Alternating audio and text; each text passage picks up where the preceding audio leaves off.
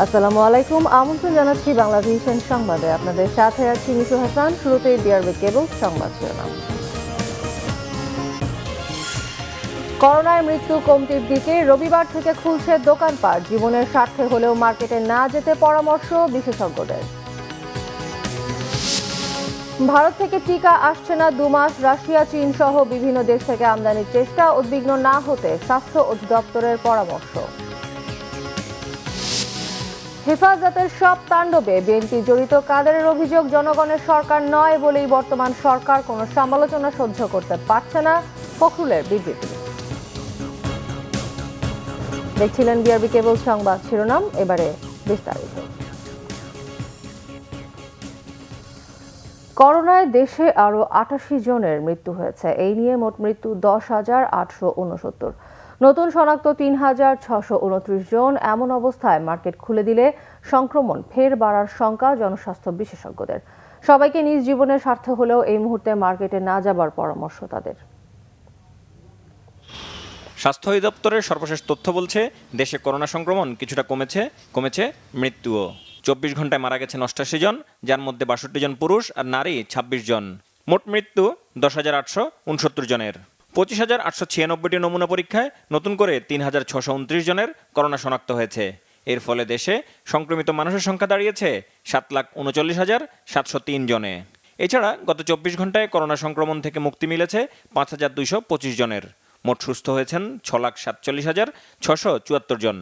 স্বাস্থ্য অধিদপ্তরের তথ্য মতে করোনায় শনাক্তের হার 14.00, সুস্থ 87.56 এবং মৃত্যুর হার 1.47%। এমন পরিস্থিতিতেই রবিবার থেকে দোকানপাট ও শপিং মল খুলে দেওয়ার সিদ্ধান্ত নিয়েছে সরকার। সকাল 10টা থেকে বিকেল 5টা পর্যন্ত এগুলো খোলা রাখা যাবে। এই সিদ্ধান্তে লকডাউনের যৌক্তিকতা প্রশ্নের মুখে পড়বে বলে মনে করেন জনস্বাস্থ্য বিশেষজ্ঞরা। কারণ এর ফলে নিশ্চিতভাবেই সংক্রমণ বাড়বে এবং সংক্রমণ ঠেকানোর জন্য সরকারকে যেরকম লকডাউনের মতো বিশাল ক্ষতি সম্মুখীন হতে হচ্ছে, আমাদের এটা বাড়ার ফলে সামনেও সেই ক্ষতির সম্মুখীন হতে হবে। যে যারা যাবেন, শতকরা যদি একজনও আক্রান্ত হন এবং তাদের মধ্যে যদি শতকরা 1.5 মারা যায়, তাতেও কিন্তু বেশ কিছু লোকের জীবন যাবে। আমরা একটু আনন্দ করার জন্য যেন আমাদের প্রিয় জীবনটা না দেই। সুতরাং দয়া করে মার্কেটে যাবেন না। এবং আমাদের বেশিরভাগ মার্কেট যেগুলো সেন্ট্রালি এয়ার কন্ডিশন, এখানে যারা যাবেন তাদের মধ্যে কেউ যদি আক্রান্ত থাকেন, যারা এখানে বিক্রি করেন তাদের মধ্যে কেউ যদি আক্রান্ত থাকেন, তিনি উপসর্গহীন হতে পারেন। সুতরাং তার ভাইরাসটা যখন এই মার্কেটের এয়ার কন্ডিশনের মধ্যে ঢুকবে, এই ফ্লোর মধ্যে, তখন এটা বাতাসে ঘুরতে থাকবে মার্কেটের ভেতরে এবং যে কেউ আক্রান্ত হবেন মার্কেটে গেলে। গত কদিন ধরে সামাজিক যোগাযোগ মাধ্যমে ঘুরতে থাকা ল্যান্সেট রিপোর্টকে ভিত্তি ধরেও যদি দোকানপাট শপিং মল খোলার সিদ্ধান্ত নিয়ে থাকে সরকার, তাহলেও স্বাস্থ্যবিধি মানার বিকল্প নেই বলে মনে করেন স্বাস্থ্য বিশেষজ্ঞরা। আহমেদ সরওয়ার, বাংলা ভিশন, ঢাকা। লকডাউনের মধ্যেই আগামী 25শে এপ্রিল রবিবার থেকে খুলছে মার্কেট, শপিং মল। এই সংক্রান্ত একটি প্রজ্ঞাপন জারি করেছে মন্ত্রী পরিষদ বিভাগ। শুক্রবার এই সংক্রান্ত প্রজ্ঞাপন জারি করে বলা হয়, স্বাস্থ্যবিধি মেনে সকাল 10টা থেকে বিকেল 5টা পর্যন্ত খোলা রাখা যাবে দোকানপাট। স্বাস্থ্যবিধি মানার বিষয়ে বাজার বা সংস্থার ব্যবস্থাপনা কমিটিকে প্রয়োজনীয় ব্যবস্থা গ্রহণ করবার কথাও বলা হয়েছে। ব্যাপক সংখ্যক মানুষের জীবন জীবিকার কথা বিবেচনা করেই নির্দেশনা জারি করা হয়েছে বলেও প্রজ্ঞাপনে উল্লেখ করা হয়। গত 13 এপ্রিল পর্যন্ত স্বাস্থ্যবিধি মেনে সকাল 10টা থেকে বিকেল 5টা পর্যন্ত মার্কেট খোলা ছিল। 14 এপ্রিল থেকে কঠোর লকডাউনে মার্কেট, শপিং মল সহ সবকিছু বন্ধ করে দেওয়া হয়। প্রথম দফায় 21 এপ্রিল পর্যন্ত লকডাউন ঘোষণা করা হয়, পরে তা 28 এপ্রিল পর্যন্ত বাড়ানো হয়। দর্শক, লকডাউনের মাঝেও জীবনের তাগিদে জীবিকার খোঁজে অনেকেই যাচ্ছেন কর্মস্থল সহ বিভিন্ন স্থানে। সকালে ঢাকার চিত্র জানতে আমরা এখন আপনাদের সরাসরি নিয়ে যাচ্ছি কারণ বাজারে। সেখানে আছেন আমাদের সিনিয়র রিপোর্টার সৈয়দ আব্দুল মুহিত। সকালের সড়কের পরিস্থিতি আর মানুষের উপস্থিতি ও চলাফেরা সম্পর্কে আমাদেরকে জানাবেন। মিশু, আপনি জানেন যে লকডাউনের 11তম দিন চলছে আজকে। তার মধ্যে রমজান, দ্বিতীয় হচ্ছে শনিবার সরকারি ছুটির দিন থাকে এমনিতেই। কিন্তু কারণ বাজার একটি ব্যস্ততম এলাকা। সেই এলাকায় পাশে আপনি জানেন একটি পাইকারি বাজার রয়েছে। রাতে এখানে বিভিন্ন জায়গা থেকে কাঁচা বাজার আসে, এখানে হাত বদল হয়। এরপরেই সেই পাইকারি বাজার থেকে লোকজন, বিভিন্ন স্থানের লোকজন এসে কাঁচা বাজার সংগ্রহ করে তারা বিক্রি করে। সেই পাইকারি বাজারের পর খুচরা বিক্রির পর্যায়টি শুরু হবে সকাল 9টা থেকে বিকেল 3টা পর্যন্ত। এই যে বিক্রির প্রক্রিয়াটি, এই সময়টি কিন্তু লকডাউনের বিধিনিষেধের বাইরে রয়েছে। আপনাকে আরেকটু জানিয়ে রাখি, আপনি দেখতে পাচ্ছেন আমার আশেপাশে যারা এই কাঁচা বাজার থেকে পাইকারি বাজার থেকে কিনে তারা এখন বিভিন্ন স্থানে বিভিন্ন গন্তব্যে যাচ্ছেন। সেটি যেমন চলমান আছে, তেমনি এই রাস্তার, যেহেতু কারণ বাজার একটি ব্যস্ততম এলাকা, সে কারণে বিভিন্ন মাইক্রোবাস, কার, সিএনজি, রিক্সা, ভ্যান সেটিও চলাচল করছে। কারণ হচ্ছে বিভিন্ন প্রতিষ্ঠানে, যেসব প্রতিষ্ঠান বিধিনিষেধের বাইরে রয়েছে সেসব প্রতিষ্ঠানে কর্মরত লোকজনের শিফটিং থাকে, তারা শিফটিং চেঞ্জ হওয়ার কারণে এই সময়টা তাদের মুভমেন্ট বেড়ে গেছে। সেই কারণে অনেকের সাথে আমি কথা বলেছি, তারা সেটি বলেছেন যে শিফটিংয়ের কারণে তাদেরকে এই মুহূর্তে তাদের যে চলাচল সেটি বেড়ে গেছে। আর আমি রাস্তার বিভিন্ন পয়েন্টে, যেমন গত 10 দিনে দেখেছি যে এই কারণ বাজারের বিভিন্ন পয়েন্টে আইন শৃঙ্খলা বাহিনীকে তারা আইন শৃঙ্খলা বাহিনীর যে মুভমেন্ট পাশের বিষয়টি পরীক্ষা করত, সেটি আমার চোখে এখনও পড়েনি। তবে আইন শৃঙ্খলা বাহিনীর উপস্থিতি লক্ষণীয়। ট্রাফিক পুলিশ তারা প্রস্তুতি নিচ্ছে, বা আইন শৃঙ্খলা বাহিনীর সদস্যরাও প্রস্তুতি নিচ্ছে। হয়তো তারা কিছুক্ষণের মধ্যেই সেই প্রক্রিয়ায় চলে যাবেন। সকাল ভোর থেকে যেহেতু এই কর্মকাণ্ড শুরু হয়েছে, তারা একটু যেহেতু কারণ বাজার পাশে পাইকারি বাজার, সেই কারণে হয়তোবা এখানে একটু আইন শৃঙ্খলা বাহিনীর পক্ষ থেকে শিথিলতা রয়েছে। তবে মাস্কের বিষয়টি, তো স্বাস্থ্যবিধি মানার ক্ষেত্রে যে মাস্ক, এটি আমরা অনেকের ক্ষেত্রে এখনও লক্ষ্য করছি না। আবার অনেকে মাস্ক পরে তারা বিভিন্ন কর্মকাণ্ড বা বিভিন্ন ক্ষেত্রে বা কর্মস্থলে যাচ্ছেন। মিশু, এই হচ্ছে কারণ বাজারের মুহিত, অবস্থা এখন আপনাকে পর্যন্ত। ধন্যবাদ। দর্শক, কথা বলছিলাম আমাদের সিনিয়র রিপোর্টার আব্দুল মুহিতের সঙ্গে, জানাচ্ছিলেন কারণ বাজারের সার্বিক পরিস্থিতি। ভারতে নিষেধাজ্ঞার কারণে চুক্তির পরও সেরাম ইনস্টিটিউট থেকে 2 মাস ধরে করোনা টিকা আসছে না বাংলাদেশে। ফুরিয়ে আসছে টিকার মজুদ। এই পরিস্থিতিতে টিকা কার্যক্রম অব্যাহত রাখা নিয়ে দেখা দিয়েছে অনিশ্চয়তা। তবে উদ্বিগ্ন না হবার আহ্বান জানিয়ে স্বাস্থ্য অধিদপ্তর বলছে, ভারতের বাইরে রাশিয়া, চীন কিংবা বিশ্ব স্বাস্থ্য সংস্থা থেকে টিকা পেলে কেটে যাবে এই অনিশ্চয়তা। করোনা মোকাবেলায় লকডাউনের পাশাপাশি সারা দেশে চলছে টিকাদান কার্যক্রম। তবে মজুদ ফুরিয়ে আসায় টিকা কার্যক্রম চালু রাখা নিয়ে দেখা দিয়েছে উদ্বেগ। বিকল্প দেশ বা মাধ্যম থেকে টিকা আমদানির চেষ্টা তদবির চালাচ্ছে স্বাস্থ্য অধিদপ্তর। ভারতের সেরাম ইনস্টিটিউট থেকে আমদানি করা এবং দেশটির সরকারের উপহার হিসেবে পাওয়া 1,03,00,000 ডোজের 75,78,000 টিকা এরই মধ্যে বিতরণ করা হয়েছে। স্বাস্থ্য অধিদপ্তরের তথ্য বলছে, বৃহস্পতিবার পর্যন্ত প্রথম ডোজ নিয়েছেন 57,61,902 জন। 18,15,987 জন নিয়েছেন দ্বিতীয় ডোজ। ভারত সরকার রপ্তানিতে নিষেধাজ্ঞা দেয় মার্চ ও এপ্রিল মাসে সেরাম ইনস্টিটিউট থেকে বাংলাদেশে কোনো টিকা আসেনি। যদিও সেরাম ইনস্টিটিউট ভ্যাকসিনকিউ ও বাংলাদেশ সরকারের ত্রিপক্ষীয় চুক্তিতে ছিল প্রতি মাসে 50 লাখ করে 6 মাসে মোট 3 কোটি ডোজ আমদানির কথা। এই অবস্থায় চলতে থাকলে সপ্তাহ 2 পর টিকা কার্যক্রম ব্যাহতের শঙ্কা দেখা দিয়েছে। বাধ্য হয়ে তাই রাশিয়া বা চীন সহ বিশ্বের অন্যান্য দেশ থেকে টিকা আমদানির বিকল্প চেষ্টায় সরকার। অন্যান্য যেসব সোর্স থেকে ভ্যাকসিন আসা সম্ভব বাংলাদেশে, সেগুলো আমরা এক্সপ্লোর করছি যে আরও ভ্যাকসিন সামনে আমাদের প্রয়োজন হবে। এজন্য আমরা রাশিয়ার সাথে, চায়নার সাথে, এমনকি আরও যেসব ভ্যাকসিনগুলো ইতিমধ্যে পৃথিবীতে আবিষ্কৃত হয়ে গেছে, মডার্নার ভ্যাকসিন, সেটাও আমরা চিন্তা করছি যে কিভাবে আমাদের দেশে মানুষের জন্য এনে আমরা জনগণের মধ্যে এটা দিতে পারি। সে বিষয়ে কাজ চলছে এবং এই বিষয়ে মন্ত্রণালয় সদা সচেষ্ট, তারা সার্বিকভাবে দেখভাল করছেন। এমন অনিশ্চয়তার মধ্যেও দ্বিতীয় ডোজ দেওয়ার মতো মজুদ রয়েছে বলেও হাসপাতালগুলো দাবি করছে। প্যারালালি ফার্স্ট ডোজ এবং সেকেন্ড ডোজ দুটোই কিন্তু চালাচ্ছি। তো এখন হচ্ছে কি, আমরা প্রথমে করতাম কি, ফার্স্ট ডোজটা দিতাম ইউজুয়ালি 1500 বা 1600, ওই পুরো গ্রুপটা চলে আসছে সেকেন্ড ডোজ নেওয়ার জন্য। আর একই সাথে আবার ফার্স্ট ডোজও চলছে, সেখানেও আবার নতুন 400-500 যোগ হচ্ছে। তো সব মিলে আমাদের সংখ্যা কিন্তু অ্যাকচুয়ালি 2000। যারা ফার্স্ট ডোজ পেয়েছে সেকেন্ড ডোজ আমরা একটা ব্যবস্থা করে দিই। সরকারের নানামুখী উদ্যোগের পরও কবে নাগাদ আবার আসতে পারে সেরামের টিকার চালান বা নতুন আমদানি করা টিকা সেই নিশ্চয়তা কেউ দিতে পারছেন না। সৈকত সাদিক, বাংলা ভিশন, ঢাকা। রাজধানীর আরমানিটোলায় আবাসিক ভবনের নিচতলায় রাসায়নিক গুদামে আগুনে প্রাণহানির সংখ্যা বেড়ে 4 জনে দাঁড়িয়েছে। মিডফোর্ড ও ঢাকা মেডিকেলে ভর্তি দগ্ধদের কেউ শঙ্কামুক্ত নন বলে জানিয়েছেন চিকিৎসক।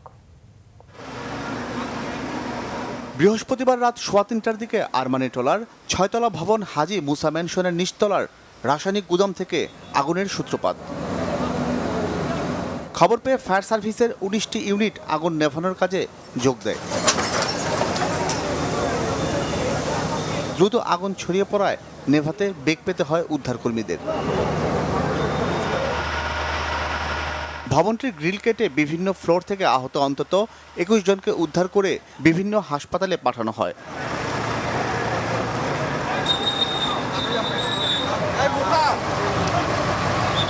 এই সময় একজনের মৃতদেহ উদ্ধার করা হয়।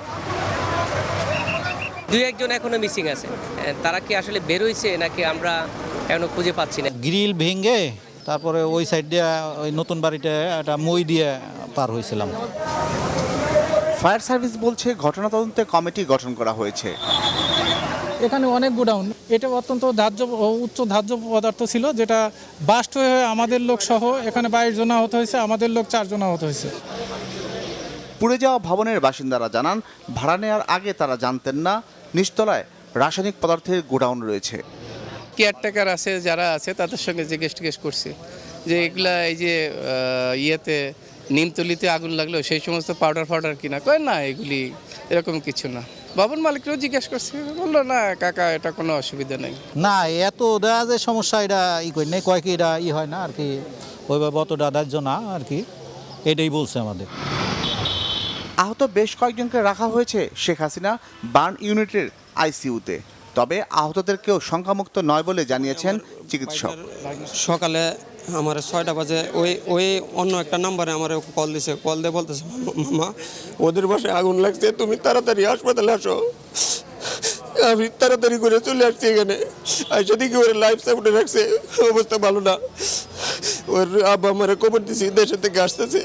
ডাক্তার বলছে যে লাইফ সাপোর্টে আছে, বলছে তেমন অবস্থা খুব আশঙ্কাজনক। শুধু হাজী মুসা ম্যানশন নয়, আরমানিটোলার আরও কত ভবন যে রাসায়নিক দ্রব্যর মজুত রয়েছে তার কোনো হিসেব নেই বলে মনে করেন স্থানীয়রা। জিয়া খান, বাংলা ভিশন, ঢাকা। আওয়ামী লীগের সাধারণ সম্পাদক ওবায়দুল কাদের বলেছেন, ঢাকা, চট্টগ্রাম ও ব্রাহ্মণবাড়িয়ায় হেফাজতের তাণ্ডবের সব ঘটনায় বিএনপি জড়িত ছিল। শুক্রবার ঢাকা মহানগর দক্ষিণ আওয়ামী লীগ আয়োজিত অসহায় কর্মহীন মানুষের মাঝে ইফতার সামগ্রী বিতরণ অনুষ্ঠানে তিনি একথা বলেন। আওয়ামী লীগের সাধারণ সম্পাদক ওবায়দুল কাদের তার সরকারি বাসভবন থেকে অনুষ্ঠানে ভার্চুয়ালি যুক্ত হন। ওবায়দুল কাদের বলেন, মুক্তিযুদ্ধের চেতনা বিরোধী এবং উগ্র সাম্প্রদায়িক দানবের প্রকাশ্য পৃষ্ঠপোষক দল হচ্ছে বিএনপি, সরকার নয়। জনগণ মনে করে বিএনপির উস্কানিতে একটি উগ্র সাম্প্রদায়িক গোষ্ঠী গত 26 মার্চ দেশের বিভিন্ন স্থানে নরকপুরী বানিয়েছিল। করোনা ও সাম্প্রদায়িক অপশক্তিকে পরাজিত করতে সবাইকে ঐক্যবদ্ধ থাকার আহ্বান জানান তিনি। ডিজিটাল নিরাপত্তা আইন ব্যবহারের মাধ্যমে সরকার দমন নিপীড়ন চালাচ্ছে বলে অভিযোগ করেছেন বিএনপি মহাসচিব মির্জা ফখরুল ইসলাম আলমগীর। তিনি বলেন, সরকার ক্ষমতায় টিকে থাকার জন্য ডিজিটাল নিরাপত্তা আইনের মতো নিবর্তনমূলক কালো আইন ব্যবহারের মাধ্যমে দমন-পীড়ন চালাচ্ছে। শুক্রবার বিকেলে এক বিবৃতিতে তিনি একথা বলেন। বিএনপির মহাসচিব বলেন, বর্তমান সরকার জনগণের সরকার নয় বলেই সামান্যতম সমালোচনাও সহ্য করতে পারছে না। এই কালো আইনের মাধ্যমে জনগণের বাক স্বাধীনতা, লেখার স্বাধীনতা, মুক্ত চিন্তার স্বাধীনতা কেড়ে নেওয়া হয়েছে এবং জনরোষ থেকে নিজেদেরকে রক্ষা করতে আইনটি ব্যবহার করা হচ্ছে। ভালো নেই গাজীপুরের দিন এনে দিন খাওয়া মানুষেরা। অনেকটা অসহায় জীবনযাপন করছে তারা। লকডাউনের কারণে প্রতিদিন শ্রম হাটে এসে ফিরে ফিরে যেতে হচ্ছে তাদের।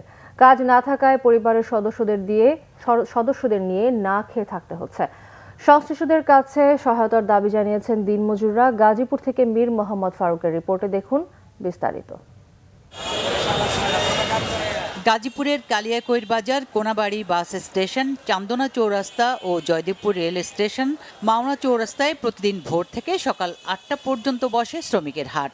দেশের বিভিন্ন স্থান থেকে এসে আশেপাশের এলাকায় বাসা ভাড়া করে থাকেন এসব দিনমজুররা। শ্রমিকের হাটে গিয়ে জেলার বিভিন্ন এলাকায় কাজ করেন তারা। করোনা প্রতিরোধে চলমান লকডাউনের কারণে কাজ না থাকায় প্রতিদিন শ্রমিকের হাটে গিয়ে হতাশ হয়ে বাসায় ফেরেন তারা। ফলে সপরিবারে খেয়ে না খেয়ে থাকতে হচ্ছে তাদের। কাজ কাম পাই না, লকডাউনের কারণে মনে করেন খুব আমরা অসহায় আছি। ঘর ভাড়া মানে মালিকের চাপ দেয়। রোজ রোজ আসি, কোনাবাড়ি মার্কেটে আসি, কাজকর্ম একদিন হয় 7 দিন হয় না। কাম না হলে আমরা পেটে ভাত দিন কোন থেকে, কোনো যাইতে পারি না, খানা লওয়া খুব কষ্ট, রুম ভাড়া দিতে পারি না। এদিকে গাজীপুর সিটি কর্পোরেশনের পক্ষ থেকে খেটে খাওয়া এসব মানুষকে সহায়তার আশ্বাস দিয়েছেন স্থানীয় কাউন্সিলর। সেখানে প্রতিদিন শত শত দিনমজুররা অবস্থান করছে। আমরা তাদের প্রতি খেয়াল রাখছি, খোঁজখবর নিচ্ছি। তাদের যদি কোনো ব্যবস্থা করতে হয়, লকডাউন যদি বৃদ্ধি করে, সেই ক্ষেত্রে আমরা তাদের জন্য সিটি কর্পোরেশনের পক্ষ থেকে আমরা একটা ব্যবস্থা গ্রহণ করব। খাদ্য সহায়তা সহ প্রয়োজনীয় সব ব্যবস্থা নেওয়ার দাবি এসব দিনমজুরের। Banglavision news desk. জয়পুরহাটে কৃষকের আধা পাকা ধান নষ্ট করে মাটি ভরাট করছে পানি উন্নয়ন বোর্ড। প্রতিবাদেও কোনো ফল না আসায় আইনি ব্যবস্থার দাবি কৃষকদের। জয়পুরহাট থেকে আবু বকর সিদ্দিকের রিপোর্ট। ফেব্রুয়ারি থেকে জয়পুরহাট সদর উপজেলার ৬.৫ কিলোমিটার দীর্ঘ হেলকুন্ডা খাল পুনর্খননের কাজ শুরু হয়েছে।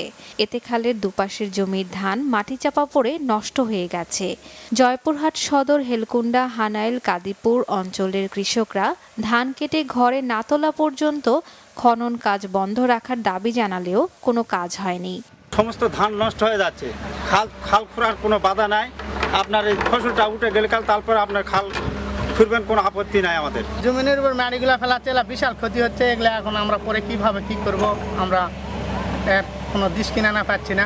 পুলিশে দিব, পুলিশে ডাকেলে আসবো, মুল্লুকের ধাপকি দেয় আমাদের। এই জন্য আমরা কিছু করতে পারি না। আমরা কি করে খাবো? আমার ওইটুকু জমি।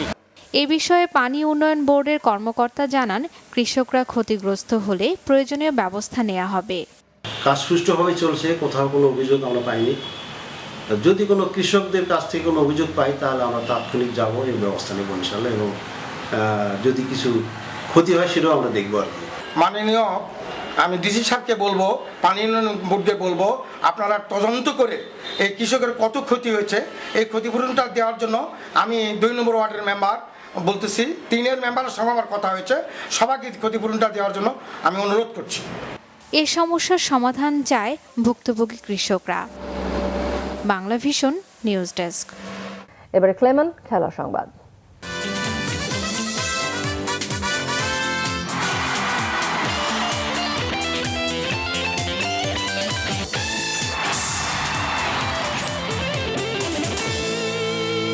ফুটবলের খবর। ক্যাম্প বন্ধ থাকায় 30 এপ্রিল থেকে প্রিমিয়ার লিগের দ্বিতীয় পর্ব খেলতে আপত্তি ব্রাদার্স আরামবাগ সহ 4টি ক্লাব। বাফুফের দেয়া চিঠি অনুযায়ী লকডাউন শেষে 7 দিন পর মাঠে নামতে চায় তারা। করোনা মহামারীতে 28 এপ্রিল লকডাউন শেষে 30 এপ্রিল থেকে প্রিমিয়ার লিগ ফুটবলের ফিরতি পর্ব মাঠে গড়ানোর ঘোষণা বাফুফের। তবে লিগ কমিটির ভার্চুয়াল সভায় এই সময়ের মধ্যে দল গঠন অসম্ভব বলে জানায় ব্রাদার্স আরামবাগ সহ 4 ক্লাব। লকডাউন শেষে 7 দিন পর লিগ শুরু করা হবে বলে প্রতিটি ক্লাবকে চিঠি দেয় বাফুফে। তাই লকডাউনে ক্যাম্প বন্ধ হওয়ায় ছুটিতে নিজ নিজ গ্রামে চলে যায় 4 ক্লাবের বেশিরভাগ খেলোয়াড়। ব্রাদার্স, বারিধারা, মুক্তিযোদ্ধা এবং আরামবাগ। ফিকচারটার ব্যাপারটা আবহনীয়, কিন্তু তাদের মতটা জানিয়েছে। আমরা একটা চিঠি ফুটবল ফেডারেশনের সিনিয়র ভাইস প্রেসিডেন্ট ওনারকে দিব। টাইম শিডিউল যেটা আপনারা দিয়েছিলেন, লকডাউন ওঠার 7 দিন পরে আমরা খেলতে রাজি আছি। সরকার থেকে লকডাউনের এই সিদ্ধান্ত আসছে, আমরা ক্যাম্প ক্লোজ করে দিয়েছি। যেহেতু আমরা আর্থিক দৈন্যতার মধ্যে রয়েছি, এই দৈন্যতা কাটাতে হলে আমরা চাচ্ছি ঈদের পরপর যদি হয়তো খেলাটা আমরা একবারে ক্যাম্প শুরু করতাম। 35 দিন বন্ধ দিচ্ছেন, দেন অসুবিধা নাই, আমরা কন্টিনিউ করতাম। কোভিড টেস্ট করতে হবে, আমার প্লেয়ারদের অন্তত 2 দিন বিশ্রাম দিতে হবে, আসার পরে প্র্যাকটিস করতে হবে একটু, তারপর না মাঠে নামবে। মাঠে তো প্লেয়াররা নামবে, মাঠে তো কর্মকর্তারা নামবে না। প্লেয়াররা আমার আসেই নেই এখন, আমি কীভাবে প্লেয়ারদের মাঠে নামাবো। লিগ টেবিলে রেলিগেশন সংখ্যায় ব্রাদার্স আরামবাগ দ্বিতীয় পর্বে ঘুরে দাঁড়াতে চায় তারা। 30 এপ্রিল লিগ শুরু হলেও ক্লাবের খেলাগুলো 1 সপ্তাহ পিছিয়ে দেওয়ার অনুরোধ রাখেনি বাফুফে। অভিযোগ ক্লাবগুলোর। আমি বলেছিলাম যে সেই আমাদের খেলাটা অন্তত 5 তারিখে দেন বা 6 তারিখে দেন, আমরা খেলি, আপনার অন্যান্য সেক্ষেত্রে তারা এই ভাঙতে পারবে না, বাইলস ভাঙতে পারবে না। যে টিমটা করেছি এখন সেকেন্ড উইন্ডোর জন্য আমরা ফরেন প্লেয়ার থেকে নিয়ে লোকাল প্লেয়ার কিছু চেঞ্জ করেছি যে ঘুরে দাঁড়ানোর জন্য। নিজেদের অপারগতার যৌক্তিক কারণ দেখিয়ে বাফুফের বিবেচনার দিকে তাকিয়ে 4 ক্লাব। মানিক মাহমুদ, বাংলা ভিশন, ঢাকা।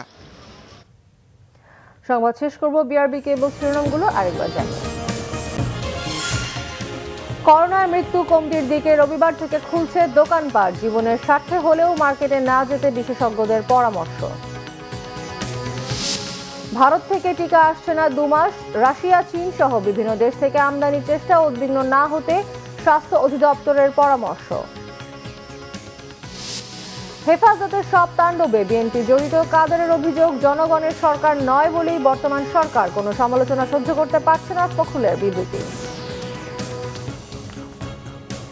এই ছিল এখনকার মতো, পরবর্তী সংবাদ সকাল 10টায়, এর আগে 9টায় রয়েছে নিউজ টপ 10 দেখার আমন্ত্রণ রইল। এছাড়া বাংলাভিশন সংবাদ ও সংবাদ সংশ্লিষ্ট অনুষ্ঠান দেখতে ভিজিট করুন www.banglavision.tv ও facebook.com/banglavision-এ এবং সাবস্ক্রাইব করুন youtube.com/banglavision news।